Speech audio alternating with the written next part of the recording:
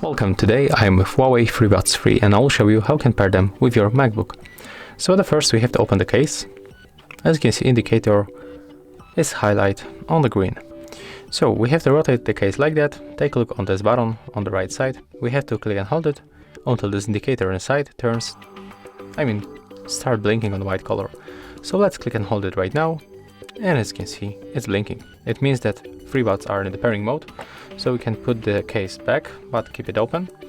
And on your MacBook, you have to enter for the Bluetooth settings. So you can make it right here from this upper section panel. Go for the Bluetooth preferences and take a look right here on the available devices. After a few seconds, they will pop here and there it is. Just select connect.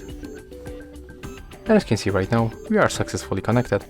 So if you find this video helpful, remember to leave a like, comment and subscribe.